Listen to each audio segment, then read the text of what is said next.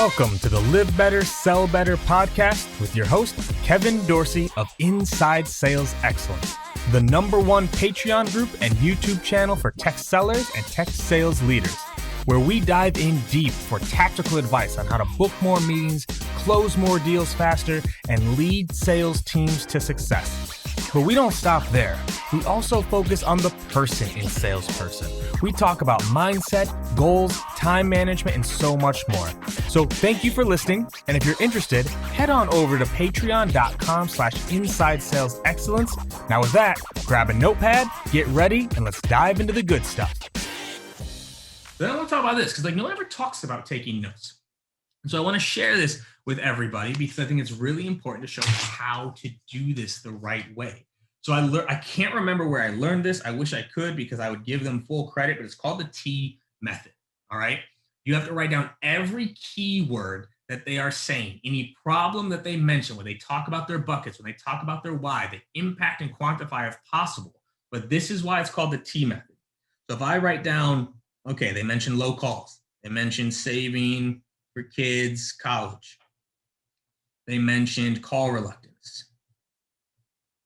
They mentioned, could potentially miss Q3 number, right? So you're writing it all down, but then your goal in the demo is how many times can you bring it over? So I've had reps actually draw the lines every time. You could just do the check mark, okay, when's the last time I brought up call reluctance? When's the last time I brought up saving for the kids' college, right? It's the T method, right? Because you draw that T, and it's how many times can you pull it over into the demo itself. But then also, all of this needs to go into your sales force, right? You never see these types of notes, right? Where the actual problems, the impact, the why, all of that. So the T method, crucial for note taking in discovery, because also too, when you're taking good notes, it'll slow you down. It'll let them keep talking instead of you jumping in and talking over them. So that T method is one of my favorite methods for taking great notes. Now, if you can get this in, right, and we're going to talk about where to put this, the cost is staying the same. These are also great discovery questions. So what happens if nothing changes? What happens if this is still a problem a year from now? What is this costing you right now, right? What would be better after, right? That's fine.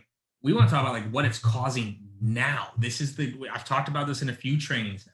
If you're just selling a better future, you're missing the whole reason why people change, which is the now, right?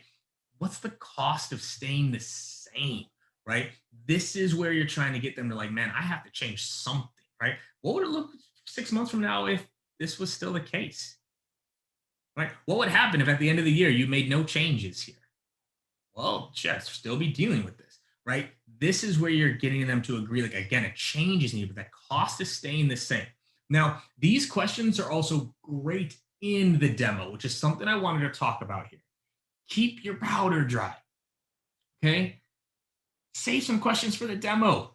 So often, every once in a while, I'll get someone takes me through a great discovery, but then they ask nothing in the demo because they asked all of their questions, right? Discovery can be 7 to 10 questions, right? Gong ran a study. It showed it was around 11-ish, right? It was the sweet spot.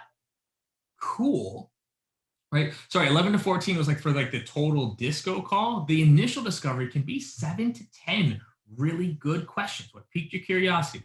Bucket question, impact question, why, what's it causing? Tell me more. Why would you want to fix it? What would it cost you if you didn't? What happens if we're already in this 8? Could I show you? Now we're at 9, right? You can get to really great discovery in 9 to 10 questions, right? Save some of those deeper questions, right? Some of even the T method for when you're at the specific parts of the product that apply to that moment. It helps keep the demo more engaging. It keeps me in the process. It helps you avoid the does that make sense type questions versus, okay, so earlier you told me call reluctance. Let's actually dig a little bit deeper there. How have you addressed that?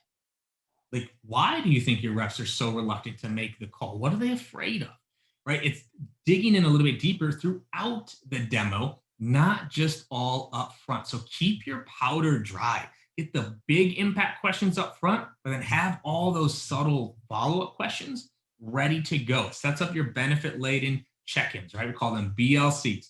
Does that make sense? Is not a good check-in question. A benefit laden question is like, hey, you think that might get you one step closer to actually hitting your Q4 goals? How much closer do you think it would get you compared to what you're doing right now?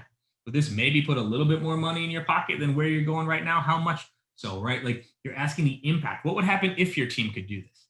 Right now, your team is manually, logging notes. What would happen if they got 20 minutes of their day back? What would they do with it? Those are impact questions, okay? So I want to talk about this too. Pre-demo prep. Research the prospect, the company, the team, review your notes, review your script, review potential objections, right? Like, so before every demo, I would be going through this, like, what is the bucket question going to be? What are the most likely impacts? Like, what are the leads going to be? Be prepared, right? So you're not asking questions that are already there. So you can update your deck so it's personalized to me, right? You should create a demo prep checklist, either for yourself or for your team. If you're a leader watching this, of what's the demo prep that sets up for this type of discovery, right? What should they know? What questions are they going to ask? You should have this framework in place, right? Like, what are these buckets for your reps so they know what they're going for, okay? So a quick recap here. Remember the framework of discovery and what the goal of it is. Problem-based discovery. Have your bucket questions. Steer the combo where you want it to go. Get the impact and why. Take great notes. You can use it and apply it in the demo. So if we go all the way back to the beginning, you got to remember the goals here. The goal, agree to a problem. Find out the impact that problem is having and then the why they'd want to fix it. Agreeing to learning, agreeing to change. That is the goal of discovery, and hopefully this framework and this training gave you a better shot at it. If you have any questions, hit me up in the Slack channel or on LinkedIn. Till the next one.